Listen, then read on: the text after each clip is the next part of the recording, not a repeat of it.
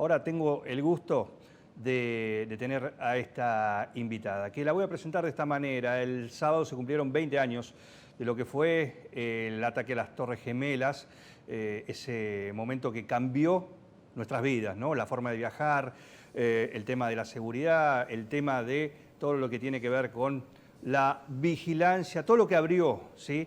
La vigilancia a los ciudadanos, bueno, todo lo que se abrió a partir de ese 11 de septiembre. Pero también estuvieron los protagonistas, esa jornada luctuosa, que en aquel momento casi 3.000 fueron las víctimas de ese ataque.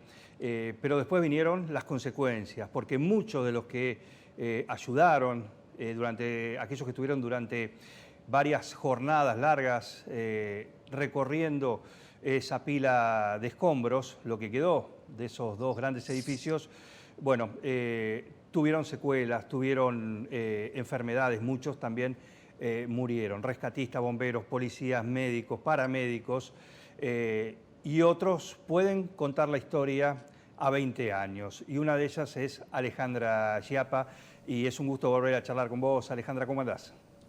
Hola Juan, ¿cómo estás? El gusto es mío y agradecida. Perfecto, un gusto tenerte nuevamente. Bueno, 20 años después de aquel hecho en el cual fuiste testigo, por un lado, presencial, porque estabas ahí en Nueva York, pero además tuviste el plus de ser voluntaria. Contale brevemente a la Sí. audiencia cómo llegaste a participar justamente de las tareas de rescate durante esos días a partir del 11 de septiembre del 2001. Bueno, yo siempre digo que tuve el privilegio de poder ayudar y ser parte, ¿no? de un atentado que cambió la historia del mundo y también, ¿no? Mi propia historia. Yo recuerdo, bueno, era un día común como cualquier otro y salí de mi casa, siempre cuento lo mismo, ¿no? Salí de mi casa, en un televisorcito vi el segundo avión chocando la segunda torre y, y pensé que era algo raro, ¿no? Que no era normal. Cuando subí al subte y le comenté a alguien, ¿sabes que chocaron dos aviones en las Torres Gemelas? Me miró y me dijo, "You are crazy", y se corrió del lugar. Ahí me di cuenta que lo que estaba diciendo era una locura, difícil de creer y de entender, pero que era la realidad. Así que cuando llegué al laboratorio y vi el caos que era en la calle, toda la gente queriendo salir de Manhattan, y cuando yo fui con mi rutina natural a mi laboratorio, o sea, en el proceso de lo que uno va internalizando que puede hacer porque nadie entendía nada. Y cuando, bueno, finalmente 10:30 de la mañana, mamá se logra comunicar desde acá, desde Buenos Aires, al laboratorio y me empieza a gritar al teléfono que no había torres gemelas en Nueva York, que se habían caído las torres gemelas. Ahí yo pensé que lo que ella me estaba contando era una locura, estaba loca. Y lamentablemente crucé a un bar. Siempre digo, no había televisores, no habían las imágenes que hoy tenemos en los celulares en ningún lado. Así que crucé y vi cuando caían las torres y a Giuliani hablando. Y en ese momento decidí alistarme en la American Red Cross. Y dije, bueno, soy médica, van a necesitar médicos y estoy para lo que necesiten. Y bueno, y ahí fue como que empezó, ¿no? Algo que fue fluyendo natural, y una cosa fue llevando a la otra. Fui al American Red Cross, me hicieron esperar. Al otro día me mandaron a las 6 de la mañana a Chelsea Piers, que era el pier, no me acuerdo si era 41 o 36, era por ahí, es un lugar en Manhattan, en el Hudson River, de ese lado donde están las torres. Y desde allí en un colectivito entramos, creo que fuimos los últimos médicos, es lo que teníamos entendido, que no iban a entrar más al Ground Zero. Eh, y bueno, y ahí luego de una calle, que es la 34, el mundo para mí empezó a cambiar, ¿no? La ciudad de Nueva York era una ciudad maravillosa y que conocía perfectamente el área de las torres y demás. Nada, de golpe fue caos absoluto. Las imágenes que ven era todo gris, las torres ya no estaban, era difícil ubicarse en el lugar, nada era conocido y aparte, no solo eso, ¿no? Era como el cambio absoluto de todos los sentidos, ¿no? De lo que uno veía, de lo que se oía, de lo que se olía, ¿no? Ese olor a combustible quemado permanente que tuve en la piel durante para mí mucho tiempo, creo que como que me quedó el olor, ¿no? Impregnado en algún lugar del bulbo olfatorio, siempre digo, porque era para mí sentirlo constantemente, el ruido de esas sirenas, de esos bomberos constantes, 3 días constantes de esos ruidos. eh, y bueno, y sobre todo, nada, uno trataba de ser un granito de arena útil en semejante caos, sin ningún tipo de entrenamiento, adaptándonos a lo que se necesitaba en ese momento hacer.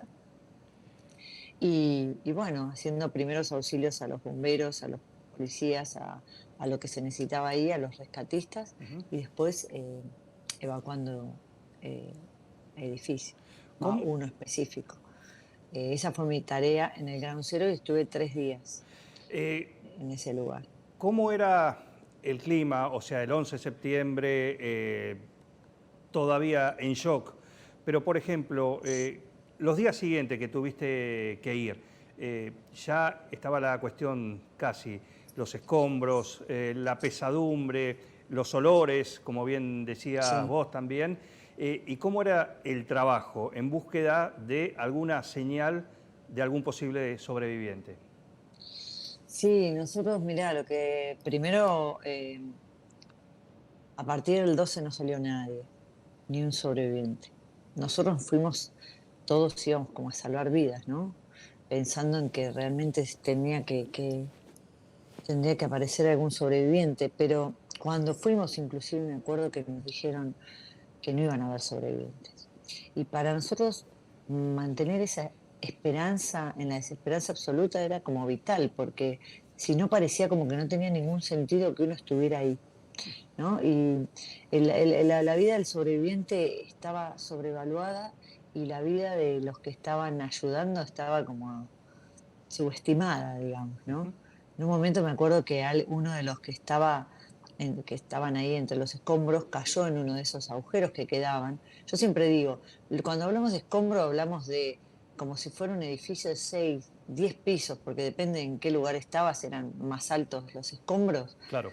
todo de escombros, ¿no? Entonces, imagínate que ahí adentro había muchos espacios. Bueno, ahí mira, estás viendo esos escombros, eso era altísimo, eso era altísimo. Yo me paré adelante de ese lugar. Y ahí podés ver las personas que están, y del otro lado era mucho más alto. eh, y, y- y entonces muchos de los que como trepaban a esos escombros en búsqueda de, De alguna de señal. sobrevivientes o demás, claro, sí, por ahí caían en algún pozo o algo, ¿no? Claro. Y uno pobre tuvo la desgracia de caer. Yo me acuerdo que se empezó a correr la bola como que había un sobreviviente, sobreviviente, sobreviviente, ¿no?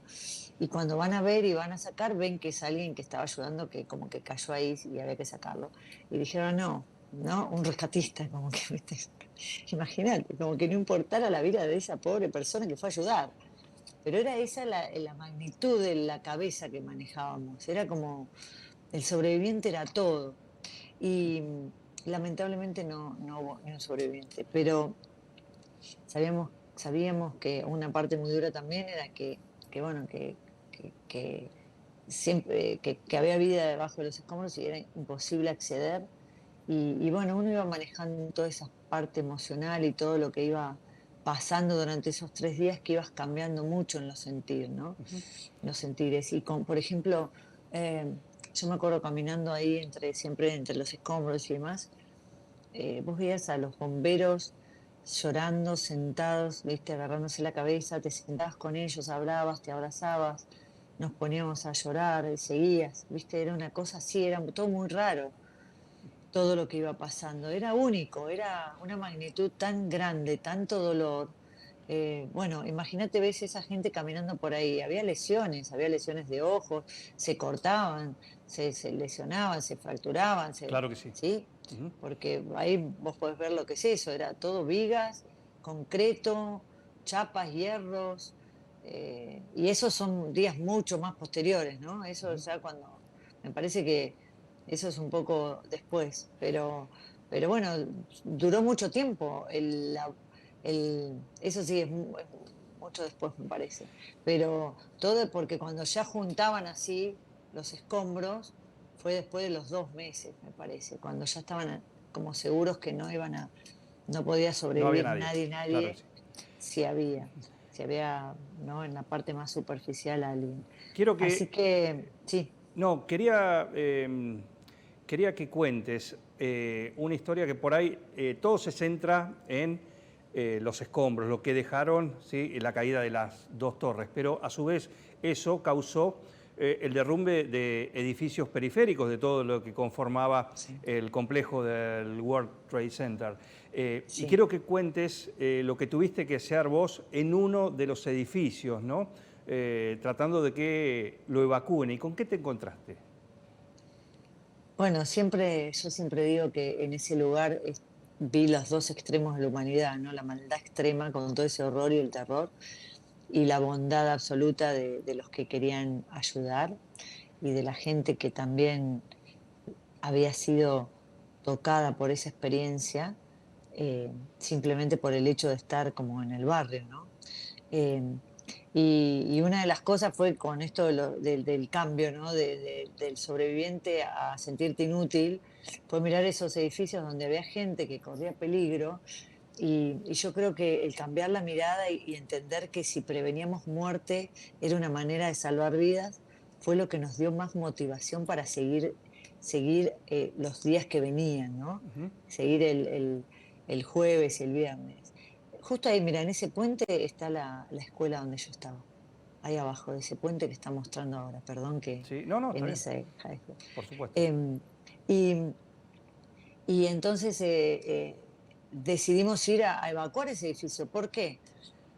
Porque si ese edificio que no tenía ni luz ni agua, no tenía nada, ¿no? Pero estaba entero, si llegaba a incendiarse una vela de la gente que tenía ahí adentro prendida las velas, no había forma de sacarlos, porque los bomberos no existían, o sea, estaban todos ahí.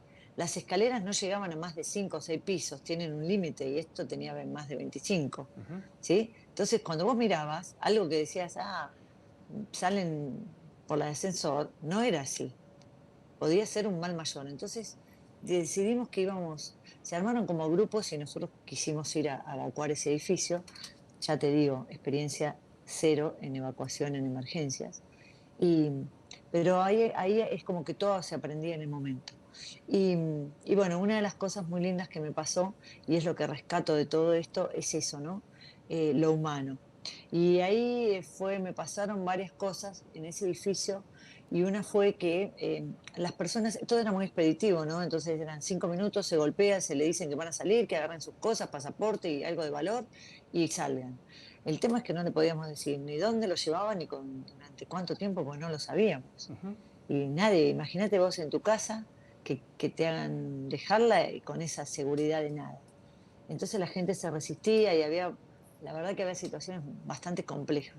Pero en un momento, en un departamento, yo me doy cuenta a raíz de algo, ¿no? Hay dos, una es Francesca, que es la más tierna, y la otra fue esta historia que una de las personas, un señor que abre la puerta, me agarra la mano y me dice, vení, ¿no? Vení a ver qué te muestro. Y estaba en shock. Y me para en la ventana, ¿no? Su ventana quedaba al ground zero, pero de un piso 15, supongo. Se veía todo, o sea, ahí tomé la dimensión de lo que era el ground zero, que no era una manzana, eran 10 manzanas, no sé cuánto era gigante. Y la dimensión de los escombros, por eso te digo los tamaños, y las personas que se veían como si fueran pequeñas hormiguitas, para mí ayudando entre los escombros. Claro. Y él empezó a relatarme toda su vida, todo lo que había vivido, que él se despertó con el primer impacto, no entendía qué pasaba, se levantó a ver, de golpe está mirando y el avión pega a la segunda torre, ve todo el proceso de esa prendida a fuego de la torre, de la gente saltando al vacío para salvarse, del colapso de la primera torre, de la segunda torre, de su casa que se vuelve gris, del horror, del sentir que se moría. Yo me quedo parada mirando todo eso y escuchando su relato y digo, esta gente necesita ser escuchada. O sea, ¿a dónde los vamos a llevar? ¿Cómo los sacás de su casa, no? ¿Cómo los llevas a un lugar que sea seguro después de eso, no? Y, y ahí fue cuando, nada, simplemente empezamos, yo por lo menos empecé a serle sincera cuando me preguntaban, le dije, no sé dónde vas ni cuándo vas a volver, pero sé que es lo más seguro para vos. para tu vida, para que te cuiden, ¿viste? No te va a faltar nada, que eso era verdad, no le faltaba absolutamente nada. Eh, y en ese salir, entonces, como yo los sacaba, parecía ser los difíciles, ¿no? Porque él estaba trincherado, ¿no? En su casa. Después me empezaron a dar los más difíciles. Era como que yo tenía que sacar los difíciles. Eh, que en realidad uno utilizaba la empatía y creo que era la compasión, ¿no? Claro. Es entender que uno tenía una herramienta superior para ese momento, Ujú. elegía dárselas para ayudarlos y eso era lo que provocaba el efecto de que salgan más rápido o con 10 minutos. Yo les decía, dame 10 minutos y si no, bueno, lo sacan ustedes como tengan que sacarlo, ¿no? Y una fue Francesca y esta fue la abuela que es amorosa y te la voy a hacer más rápido, perdón. Pero bueno, Francesca era una italiana que no quería salir, quería que vengan sus amigas, 80 y pico de años, y gritaba Lotano, por supuesto, ¿no? Y entonces yo le digo, ¿qué pasa? ¿Qué pasa? Yo también soy italiana, bla, bla, bla, ¿no? Como para hacer empatía, empezar a entrar. Y ella me mete a su casa y me dice, vení, sentate que estás muy flaca, te voy a dar de comer. Típica Tana, ¿no? Bien, alimentándote. Y, y me acuerdo que los bomberos me miraban como diciendo, y ella me sentó y abrió la heladera y me sacó al balcón para mostrarme cómo habían quedado sus cherries, ¿viste? Y vos me entrabas al balcón y era todo gris, todo un caos absoluto. Que yo nunca, vos sabés que en mi mente, yo no sé si vi los cherries o me lo imaginé. No, no, porque tengo, viste, como cositas coloradas ahí, que no sé si los limpió y me los mostró o yo me los imaginé. Pero la historia fue que finalmente bajan sus dos viejitas, abuelas, diciéndole, Francesca, dale, vamos, ¿qué es eso? Yo le digo que le prometo que voy a volver a comer cuando todo esto termine y que bajemos. Así que la bajé como 15 pisos por escalera, diciéndoles que faltaban dos pisos, ¿no? Para que, utilizando el humor y diciéndoles que los bomberos no la iban a hacer UPA, porque tenían que llegar. Imagínate que estas viejitas no habían bajado una escalera en los últimos 10 años de su vida, ¿sí? Ujú. Con bastones, o sea, era caótico, era una escalera cerrada, sin aire, sin luz, íbamos con las linternas, iban pasando muchas cosas dentro de esa escalera, pero bueno, lo bueno fue que salieron sanas y salvas y se sentaron afuera, bueno, esperaban ahí, viste, era todo una cosa que iba sucediendo, ¿no? En un momento, después de subir y bajar varias veces, Francesca me llama y me dice, Alessandra, Alessandra, ¿no? Vení qua, ¿no? Bueno, ahí voy. Y me dice, me abraza y me dice, nunca te cambies tu manera de ser. Y te juro por Dios que en ese abrazo sentí el abrazo de mi mamá, de mi abuela, del mundo, ¿no? Me largué a llorar como un niño. Y en ese creo que ahí tomé todas las fuerzas que uno puede tomar, ¿viste? Cuando decís, la dimensión del abrazo humano es única, es insustituible. Y en ese contexto. Y, y en ese contexto, y en este contexto de hoy también, Ujú. ¿no? Fíjate cómo en las tragedias, en las catástrofes, las pandemias, el abrazo que no se puede dar, cómo duele, ¿no? Y Sí. el abrazo de contención, cómo te cura, cómo te anima, cómo te saca, ¿no? Te motiva, te da fuerza. Así que todo para mí fue enseñanza porque recibí lo que necesitaba en el momento justo siempre, inclusive en ese lugar, hasta cuando me fui. En un momento, a los 3 días ya estaba, no te digo que perturbada, pero es como un agobio, ¿no? No me reconocí a mí, es como que me fui, me miro en un espejo y me miraba y me saqué una foto, que tengo la foto, ¿no? Me saqué una foto porque como que me veía, pero no sabía si era yo, una cosa muy extraña, que pasa cuando estás, ¿no? Así. En estrés Como en a shock tanto o estrés, nivel, claro. claro. Y Exactamente. vino alguien, me golpeó la espalda y me dijo, ¿estás bien? Sí, le dije, creo que sí. Y me dijo, creo que es tiempo de irte a casa. Y viste cuando te dan ese permiso, que vos decís, sí, sí, ¿no? Sí, sí, me puedo ir.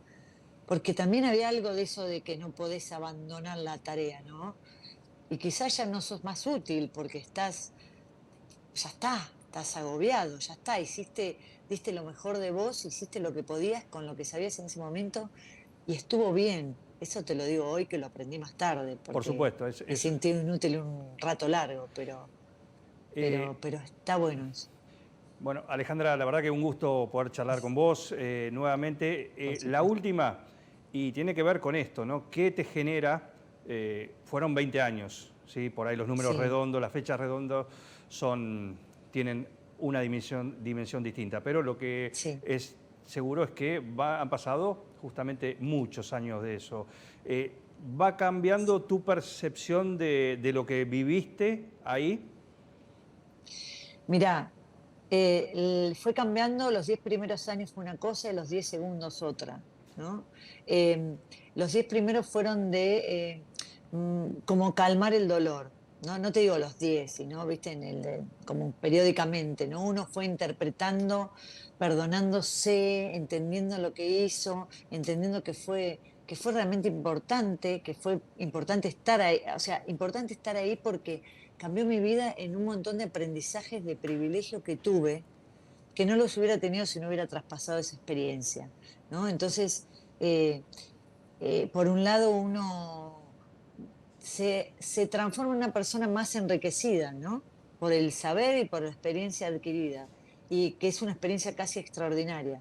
Pero en la vida cotidiana la puedo usar y es muy productiva para mí y para las personas que en la consulta médica o cuando doy las conferencias y transmito mi aprendizaje para que ellos lo puedan potenciar en sus vidas, ¿no? Y ver que Ujú. tenemos un potencial que desconocemos de nosotros mismos para superar mucho más de lo que creemos que somos capaces. Entonces ese mensaje para mí es fundamental.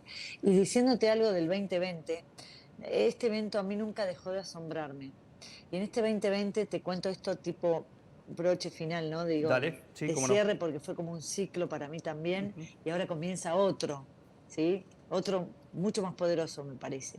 Eh, yo al año fui a hacer el primer duelo, ¿no? En el aniversario fue el duelo. Creo que en ese día, un año más tarde, me di cuenta de todo lo que había sucedido y del dolor que me había causado las muertes de personas que ni siquiera conocía. Y en ese ground zero, que se hizo un círculo de honor con flores, tocaban un violonchelo mientras decían los nombres de los fallecidos.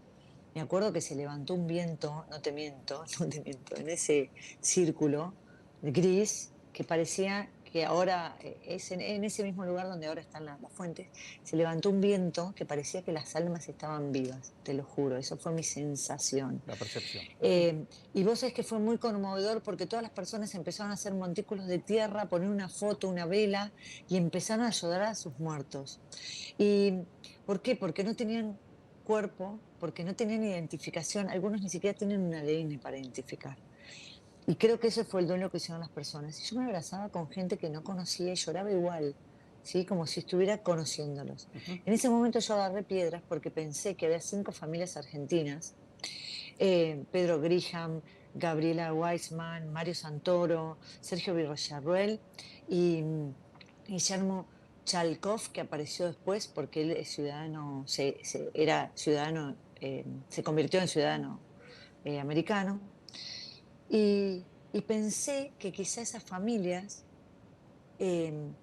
no tuvieran nada, yo no sabía qué pasó, ¿entendés? Sabía que estaban, pero no sabía cómo se había resuelto. Entonces junté piedras y las tuve guardadas durante 20 años. Y me hace La Nación una nota el otro día y cuando termina le digo, ¿vos no conocés a algún familiar? Y me dice, sí, les hice una nota. Y le digo, ¿vos no me darías mi teléfono? Porque yo tengo estas piedras. Yo había hecho la nota, ¿no? Y había hecho el videito con las piedras.